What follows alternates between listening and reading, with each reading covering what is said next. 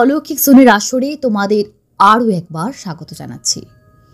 বন্ধুরা, আজ অলৌকিক জোনের এই পর্বটি অন্যান্য পর্বের থেকে একটু আলাদা হতে চলেছে।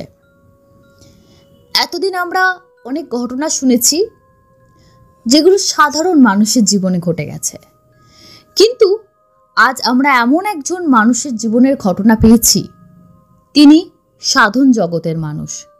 সাধনা, শ্মশান ভূমি, এই সমস্ত বিষয় সম্পর্কে যার অগাধ জ্ঞান, তেমন একজন মানুষ। তিনি আর কেউ নন, স্বামী তন্ত্র দেবানন্দ মহারাজজি। ওনার নিজের সাধন জীবনেরই একটি ঘটনা উনি আজ আমাদের সঙ্গে শেয়ার করে নিয়েছেন। ভীষণ ভয়ঙ্কর একটি অভিজ্ঞতা।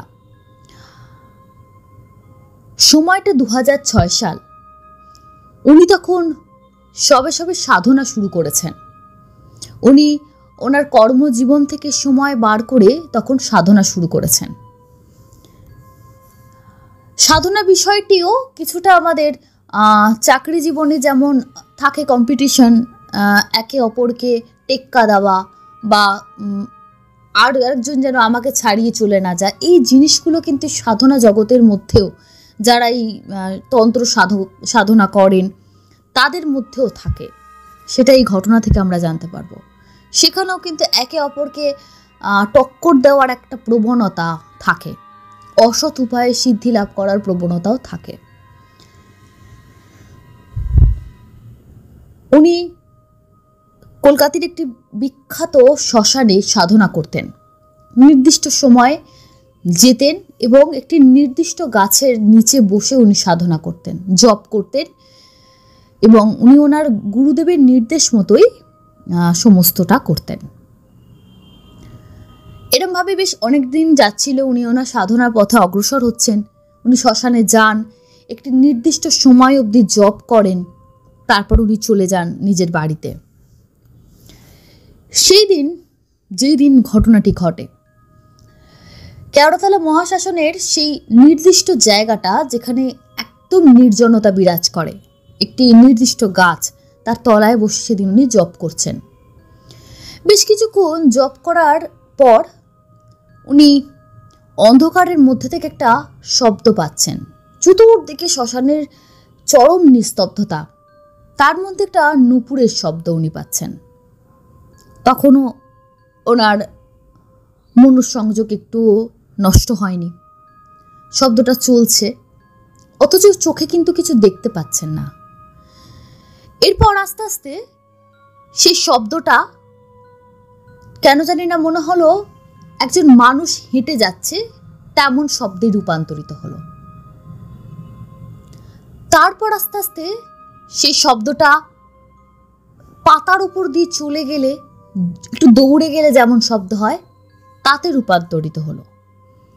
তারপর কখনো মনে হচ্ছে যে ঘুরে বেড়াচ্ছে সে যেন খুব জোরে জোরে হাসছে, একটা অট্ট হাসি, একদম হা হা হা হা হা হা এরকম। সে শব্দে ওনার বুক কেঁপে উঠল।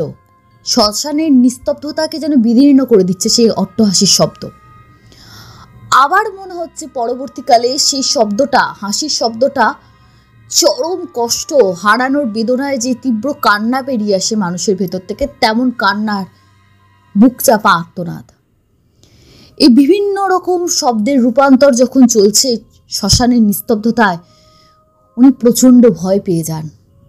ওনার জপ উনি বন্ধ করেন মাঝপথে এবং উনি ওই স্থান থেকে উঠে এবার পালানোর চেষ্টা করেন। উনি যখন শ্মশান টপকে বেরিয়ে চলে যাচ্ছেন, উনি বুঝতে পারছেন সেই শব্দটা সেই একই রকমভাবে বিভিন্ন পর্যায়ে রূপান্তরিত হচ্ছে, অথচ ওনার পেছন পেছন আসছে। শব্দটা কিন্তু ওনাকে ছাড়ছে না। উনি শ্মশান থেকে বেরিয়ে গেছে, চেতলার দিকে হাঁটা শুরু করেছেন। হাঁটাটা বলা যায় না, ওটা দৌড়নোয় পর্যবসিত হয়েছে। উনি দৌড়চ্ছেন, ওনার নিজের মধ্যে একটা হিতাহিত জ্ঞান লোপ পেয়েছে, অথচ শব্দটা যেন তাকে ক্রমাগত ধাওয়া করছে। এভাবে কতক্ষণ চলেছে ওনার মনে নেই। উনি রাস্তার একটা প্রান্তে ফুটপাতের ওপর পড়ে যান এবং কিছুটা অজ্ঞানের মতো হয়ে যান। কিছুটা জ্ঞান ছিল, কিছুটা অজ্ঞান, ওনার শরীরের ওপর কোনো কন্ট্রোল ছিল না। উনি যখন নিজের হুঁশ ফিরে পান, উনি একটু লজ্জা পান, কেন উনি দেখেন ওই কলকাতার জনবহুল রাস্তায় প্রচুর লোক ওনাকে দেখে জড়ো হয়েছে। কেউ জিজ্ঞেস করছে পড়ে গেলেন কিভাবে, লাগেনি তো? কেউ জিজ্ঞেস করছে শরীর খারাপ, কেউ জিজ্ঞেস করছেন বাড়ি যেতে পারবেন তো, কেউ বলছেন একটু জল এনে দাও, এভাবে। তো প্রত্যেকের এত কথা, এত ভালোবাসা, উনি খুব বোধ করেন, যে লজ্জা বোধ করেন যে এ কী হচ্ছে, আমি নিজে একটা সাধনা জগতে পা রাখতে চলেছি, সামান্য একটা জব করতে গিয়ে, যেখানে ওনার গুরুদেব বলেছিলেন যে শ্মশানে অনেক গণেরা থাকেন, অনেক গণ, সেই গণেদের সঙ্গে মাঝে মধ্যে সাক্ষাৎ হতে পারে, তাতে ভয় পাওয়ার কিছু নেই। এই ভয়কে জয় করলেই তবে তিনি সাধনায় মোক্ষ লাভ করবেন, যে কোনো সাধনরত মানুষেরই সেটা ধর্ম। তো উনি নিজের উপর নিজে খুব লজ্জিত হন যে এই গুরুদেবের এত বড় বাক্যর পরেও কি আমি সেটা রাখতে পারলাম। আমার হয়তো পরীক্ষা নিচ্ছিলেন মা, আমি হয়তো সে পরীক্ষায় পাশ করতে পারলাম না, আমি ভয় পেয়ে গেলাম, আমি ভয় পেয়ে শ্মশান ভূমি থেকে এইভাবে পালিয়ে এলাম। এই পালিয়ে আসাটা ওনাকে খুব আঘাত করছিল, যে এটা আমি কি করলাম। কোনো রকমে অবসন্ন শরীরে উনি তখন ওনার তৎকালীন হাজরা রোডের একটি বাড়িতে, যেখানে উনি থাকতেন, বাড়িতে উনি যান। কিন্তু বাড়িতে যখন উনি ঢুকলেন, বাড়ির মধ্যে একটা অদ্ভুত নিস্তব্ধতা, যেটা নিস্তব্ধতা অন্যান্য দিনের মতন না, যেন মনে হচ্ছে বাড়ির মধ্যেও একটা কিছু পরিবর্তন ঘটে গেছে। মনে হচ্ছে যেন কিছু একটা ওনার সঙ্গে সঙ্গে এসছে, একটা অদ্ভুত একটা দমবন্ধ পরিবেশ বাড়ির মধ্যে। শরীরটা খুব খারাপ লাগছিল, উনি এক গ্লাস জল নিলেন খাবার জন্য। কি অদ্ভুত ঘটনা, জলটা উনি যখন হাতে নিয়েছেন, সেই সময় ওনার খেয়াল পড়ল উনি যখন শ্মশান থেকে পালিয়ে আসছিলেন এবং রাস্তায় ওইভাবে ফুটপাতে পড়ে যান, তার ঠিক আগের মুহূর্তে ওনাকে যে তাড়া করছে, তার শরীর মানে একটা ছায়া শরীর, কিছুটা নারী মূর্তির ছায়া যেমন হতে পারে তেমন উনি দেখেছিলেন, এবং তার মাথায় শিং ছিল, এটুকু উনি দেখেছিলেন। তারপর ওনার জ্ঞান লোপ পেয়েছিল। সেই শরীর, সেই ছায়া উনি জলের গ্লাসের মধ্যে দেখতে পেলেন, যেহেতু সেই যাকে আমার চেতনা লুপ্ত হওয়ার আগের মুহূর্তে আমি দেখেছি, সে এখানে কি করে। এবং উনি কিছু ভাববেন নাকি উনি ভাবছেন এটা কি আমি হ্যালুসিনেট করছি, আমি এরকম একটা সিচুয়েশন দেখলাম তার জন্য আমি এটা দেখছি, এরকম ভাববেন কি হয়তো কয়েক ফ্র্যাকশন অফ সেকেন্ডে অনেক কিছু ঘটে গেল। সেই মূর্তি জলের গ্লাস থেকে বেরিয়ে এলো, বেরিয়ে সে গোটা ঘরে দাপাদাপি শুরু করলো।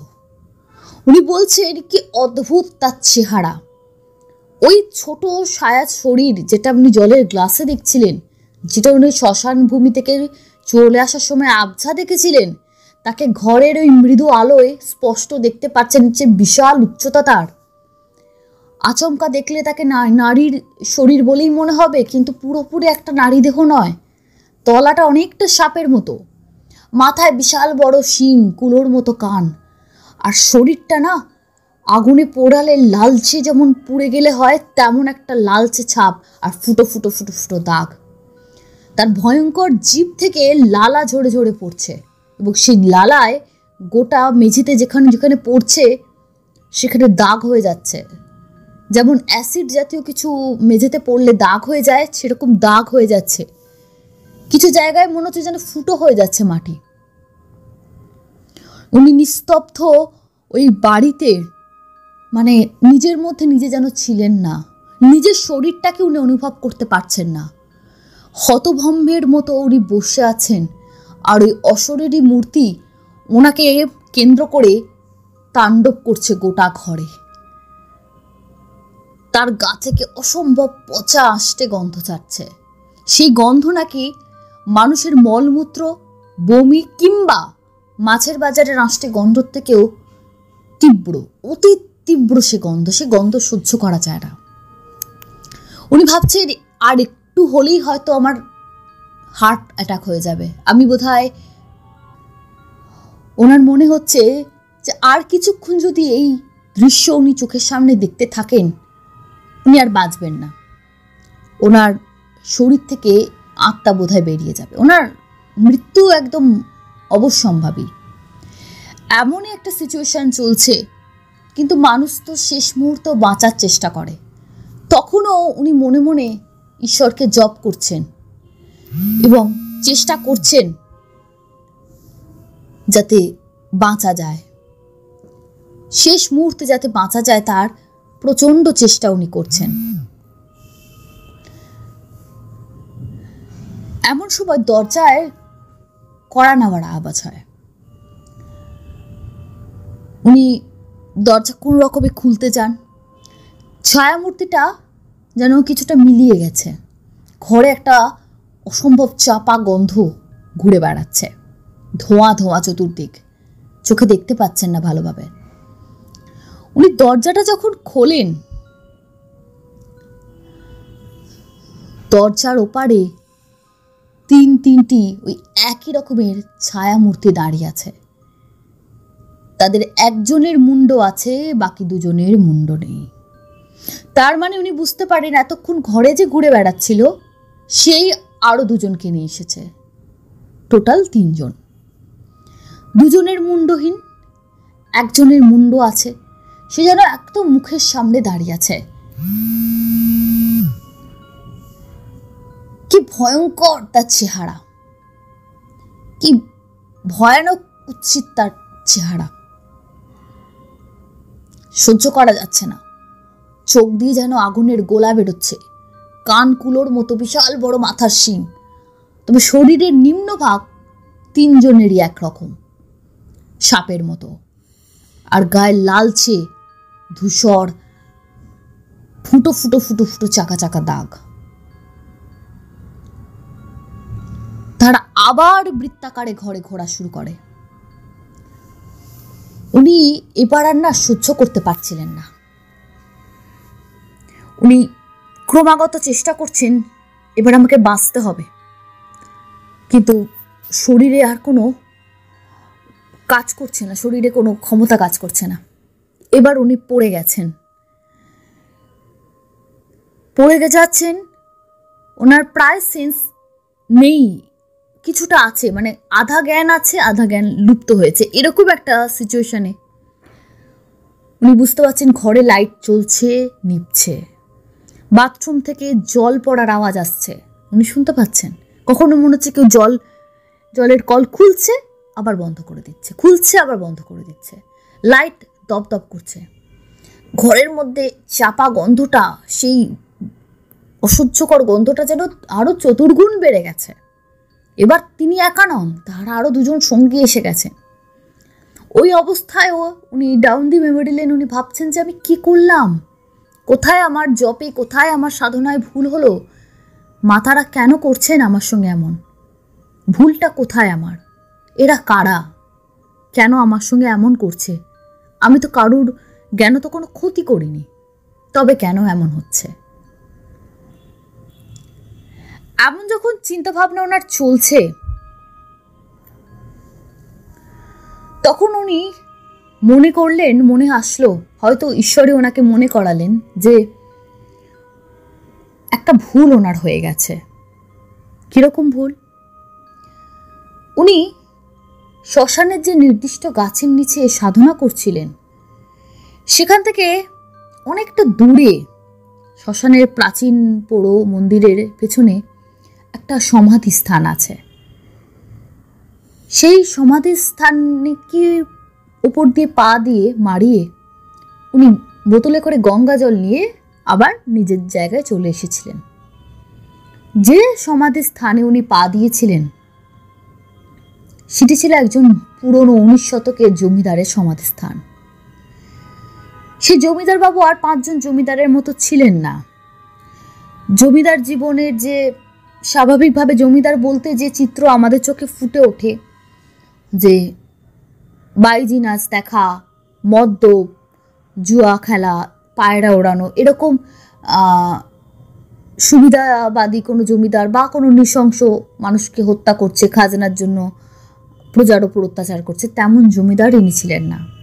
সেই জমিদার পরিবারে জন্মগ্রহণ করেও তিনি আস্তে আস্তে শক্তি পীঠের আশ্রয়ে সাধনায় রত হয়েছিলেন এবং উনি সাধনাতে সিদ্ধ লাভ করেছিলেন। উনি সাধনায় এমন একটা স্তরে পৌঁছেছিলেন যে সময় তার গুরুদেব তাকে বলেছিলেন, তুমি কি চাও? তিনি চেয়েছিলেন, আমি মৃত্যুর পর সমাধিস্থ হতে চাই অমুক জায়গায়, এবং তার সেই সমাধিস্থলে যাতে কোনো রকম কোনো সমস্যা না হয় তাই একজন তান্ত্রিক, উচ্চ মার্গের তান্ত্রিক, তিনটি যক্ষিণী প্রেরণ করেছিলেন তার সমাধিস্থানের পাশে, যাকে তার সমাধিকে তারা রক্ষণাবেক্ষণ করতে পারে, তাতে যেন কোনো আঁচ আসতে না পারে। ওনার শেষ ইচ্ছা ছিল সমাধিস্থ হবেন এবং ওনার এই মৃত্যু পরবর্তী জীবনে যাতে কোনো রকম কোনো বাধা বিঘ্ন না আসে, কারণ যারা সাধক হন তারা তো মৃত্যু পরবর্তী জীবনেও সাধনা করবেন এমনই ভাবধারার মধ্যে থাকেন, তো তাতেই যক্ষিণীরা তাকে সহায়তা করবে, তার উপর কোনো আঁচ আসতে দেবে না বাহ্যিক পরিবেশের কিছু।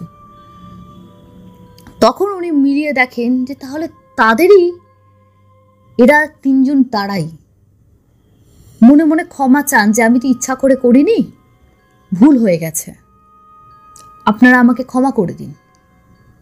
কিন্তু পরিস্থিতি তখনও আরও ভয়ঙ্কর হচ্ছে। মাঝে মাঝে তাদের হাসির শব্দ, একসঙ্গে তিনজনে হেসে উঠছে, মাঝে মাঝে একসঙ্গে তিনজনে চিৎকার করে কেঁদে উঠছে। ওনার মনে হচ্ছে উনি যেন কোনো অন্য অলৌকিক জগতে হারিয়ে গেছেন। কলকাতার হাজরার বাড়িটা যেন মনে হচ্ছে কোনো অলৌকিক জগৎ, কলকাতা থেকে অনেক দূরে, যেন এই পৃথিবীতেই উনি আর নেই। বিশ্বাস হচ্ছে না যে 2006 সালের ঘটনা, যে 2006 সালে দাঁড়িয়েও এমন কিছু আমি দেখছি বা উপলব্ধি করছি নিজের চোখের সামনে। এমন অবস্থায় ওনার শেষ বাঁচার ইচ্ছা বা ওনার সাধনার যে জোর, তাতে উনি নিজে কোনো রকমে একটু শক্তি সঞ্চয় করেন। উনি যে ঘরটায় আবদ্ধ হয়ে পড়েছিলেন সেখান থেকে উনি কোনো রকমে চেষ্টা করেন দ্রুত পালিয়ে যাওয়ার। এবারও পালাচ্ছেন, মনে হচ্ছে তিনজন ওনাকে ধাওয়া করছে, এবং তিনজনের মধ্যে যার মুখ ছিল তাদের মধ্যে একজন মুখ থেকে সাদা ধোঁয়া ছাড়ল, যাতে চতুর্দিকটা অন্ধকার হয়, উনি দেখতে না পেয়ে পড়ে যান। তাই হয়, চতুর্দিক সাদা ধোঁয়ায় ভরে যায়, উনি কিছু দেখতে না পেয়ে, একেতে তো অন্ধকার হচ্ছে আর আলো আসছে, অদ্ভুত একটা অপ্রাকৃতিক পরিবেশ, ধোঁয়ার মধ্যে উনি পড়ে যান। এবং তারপরও মায়ের নাম নিয়ে কোনো রকমে প্রায় হাতড়াতে সিঁড়ি বেয়ে উনি ওপরে উঠতে থাকেন এবং বুঝতে পারেন তিনজন অশরীরী সেই যক্ষিণীরা তাকে ধাওয়া করছে। বুঝতে পারেন যে এদের থেকে বাঁচার কোনো উপায় নেই, তবুও উনি শেষ মুহূর্তে মায়ের নাম নিয়ে চলেছেন যে মা তুমি শেষ ভরসা, আর কোনো রাস্তা নেই। এবং অতি কষ্টে উনি চিলেকোঠার একটি ঘরে আশ্রয় নেন, যেখানে মা মহামায়ার মূর্তি আছে। সেই মায়ের মূর্তি, যা আমরা মহামায়ার মূর্তি যা আমরা দেখে থাকি, সেই মূর্তির সামনে এসে উনি অজ্ঞান হয়ে পড়ে যান। তারপর কতক্ষণ এই পরিবেশ ছিল, কখন সব ঠিক হলো ওনার আর মনে নেই, কারণ উনি তখন সম্পূর্ণভাবে জ্ঞান হারিয়েছে। ওনার যখন জ্ঞান আসে, সারা রাত এই ঘটনা ঘটছে, ওনার যখন জ্ঞান আসে উনি দেখেন মায়ের পায়ের নিচে উনি শুয়ে আছেন, মা ওনার দিকে, মায়ের সেই চিন্ময়ী মূর্তি। বুঝতে পারেন উনি এখনো বেঁচে আছেন, এই দেহের মধ্যে আছেন, এবং এই বিপদের হাত থেকে স্বয়ং মা মহামায়া ওনাকে রক্ষা করেছেন। সেদিন থেকে ওনার আরো বড় একটা বিশ্বাস জন্মায় যে আমি সঠিক পথেই আছি। যত বড় ভূত প্রেত পিশাচ যক্ষিণী জিন হোক না কেন, তাদের সবার ওপরে মা মহামায়া, তিনি যদি থাকেন তার আশীর্বাদ যদি থাকেন এবং কোনো ব্যক্তি যদি সৎ পথে থাকে, মা তাকে রক্ষা করবেন। এবং যে সত্যিভাবে মন থেকে মাকে ডাকে, মায়ের ওপর তারা কিছু করতে পারে না।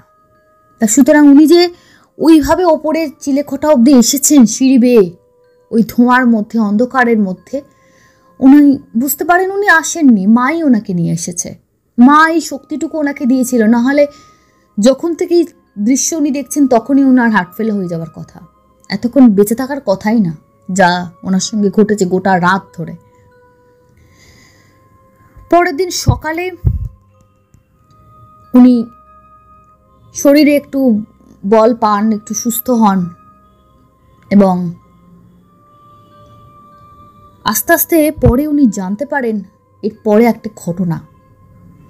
এতক্ষণ উনি যে ভাবছিলেন সেই জমিদারের কবরের ওপর বা সমাধির ওপর বলাটা উচিত হবে, উনি পা দিয়ে ফেলেছিলেন অজ্ঞানবশত।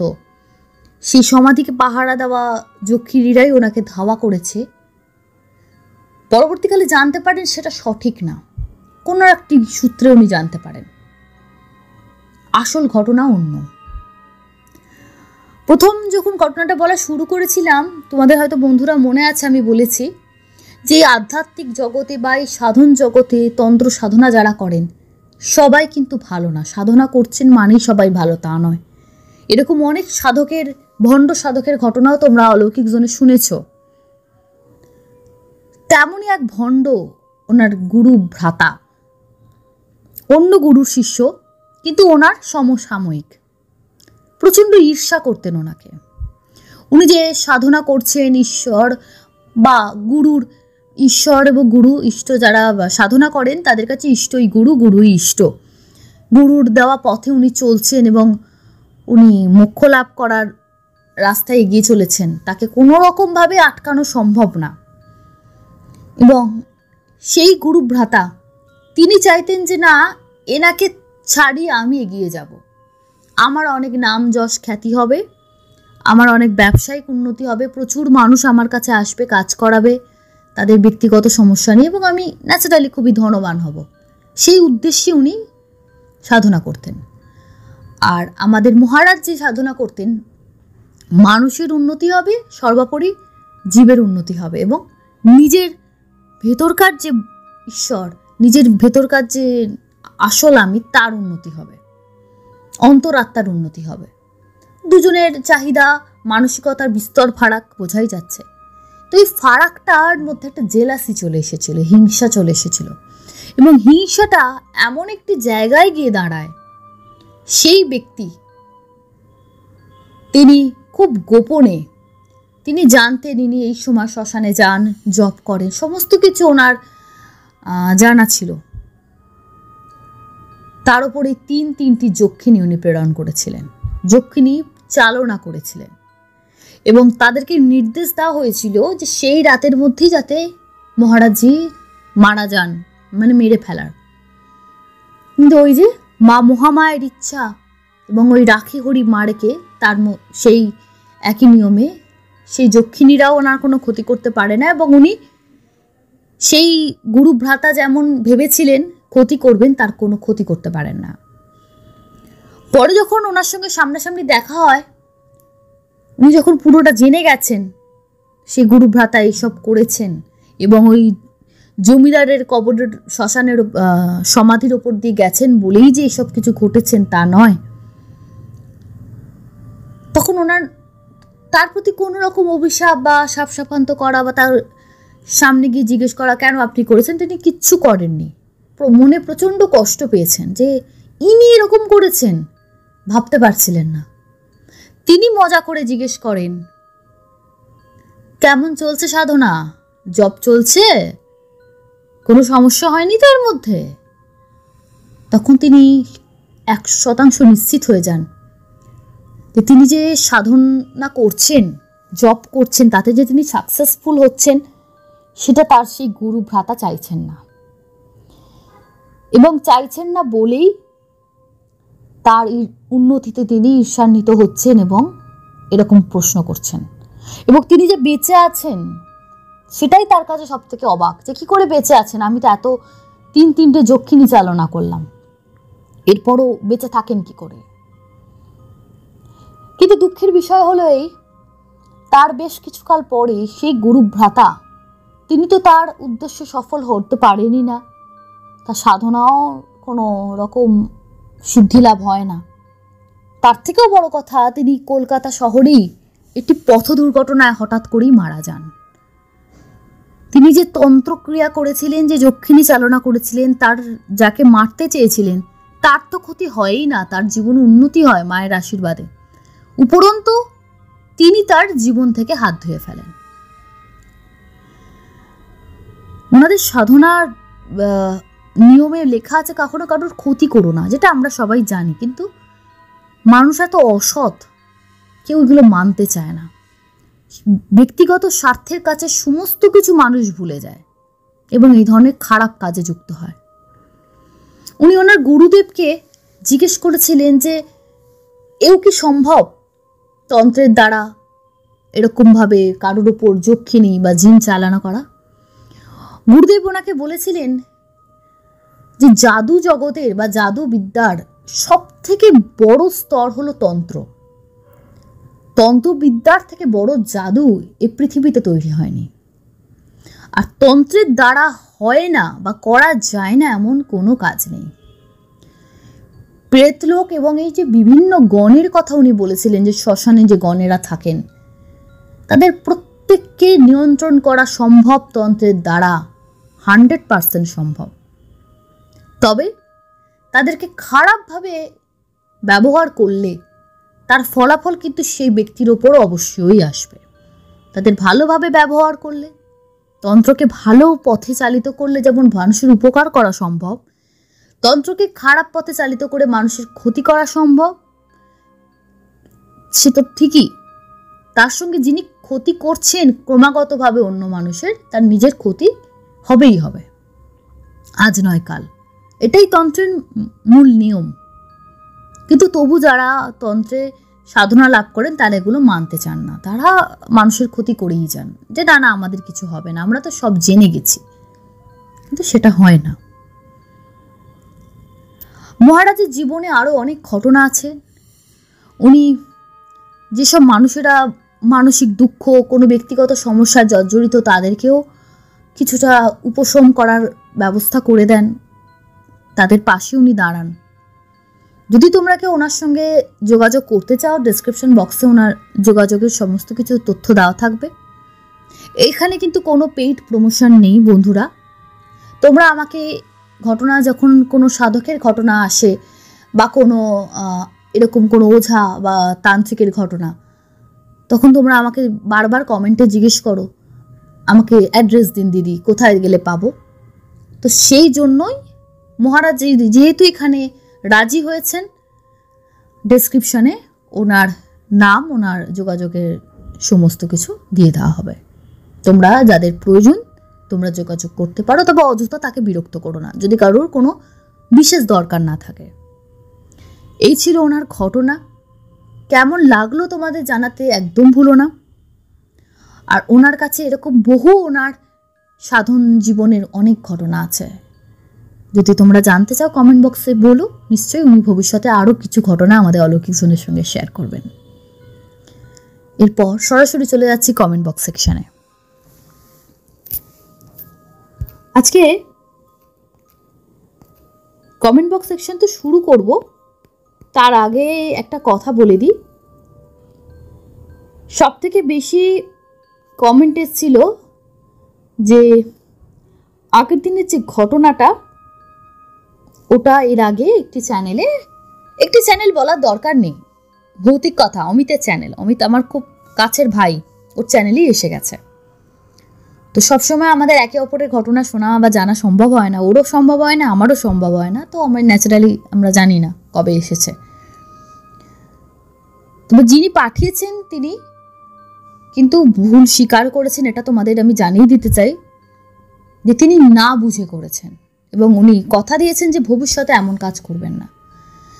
তবু আমি বলবো বন্ধুরা, তোমরা যারা ঘটনা পাঠাচ্ছ বা পাঠাতে চাইছো, অবশ্যই, আমি আগেও বলেছি আবারও বলছি, যদি এমন হয়ে থাকে এই ঘটনা, একই ঘটনা তোমরা দুটো জায়গায় পাঠাচ্ছ, তার মধ্যে একটি জায়গায় পাঠ হয়ে গেছে। প্রথমত একই ঘটনা দুটো জায়গায় পাঠানো একদমই উচিত না। তবু যদি তোমরা এই কাজ কেউ ভুলবশত করে থাকো, তার মধ্যে একটি চ্যানেলে যদি পাঠ করা হয়ে থাকে, তোমাদের দায়িত্ব নিয়ে দ্বিতীয় চ্যানেলটিকে জানিয়ে দেওয়া উচিত যে এই ঘটনাটি কিন্তু অলরেডি পাঠ হয়ে গেছে, আপনি আর পাঠ করবেন না। তাহলে এই সমস্যাটার সৃষ্টি হয় না। তো বিভিন্ন চ্যানেলে পাঠিয়ে দিলাম ঘটনা, যে পাঠ করবে আমি শুনবো, বা সবার মুখ থেকে একই ঘটনা শুনবো, এটা কিন্তু ঠিক না।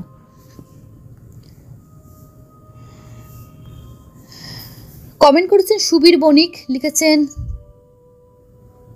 খুব ভালো লাগলো। অনেক অশরীরী আত্মাদের দেখা যায় না, এটা সম্পূর্ণ কথা, কারণ প্রত্যক্ষদর্শী আমি নিজেই। শ্রাবণী আদক লিখেছেন ঘটনাটি দুঃখের ছিল। তারকেশ্বরে ঘটনাটায় লিখেছেন শ্রাবণী সহেলি, আমি তোমার সঙ্গে একমত। রবীন্দ্র নৃত্য কমেন্ট করেছেন মর্মান্তিক।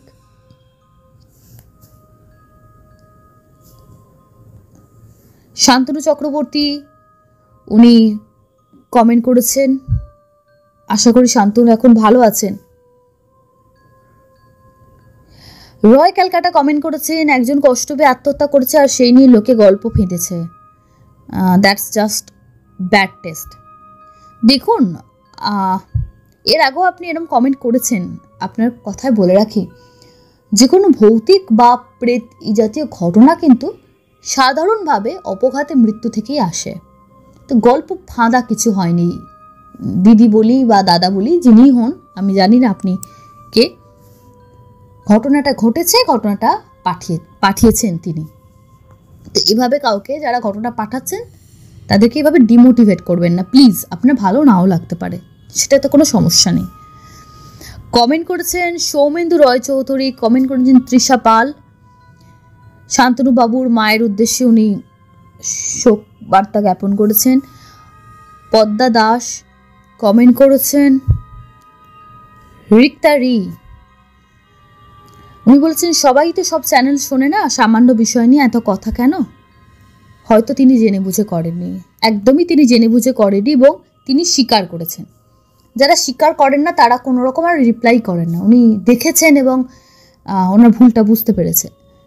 তিতাস চ্যাটার্জি লিখেছেন কি সাংঘাতিক ঘটনা। গীতা গোস্বামী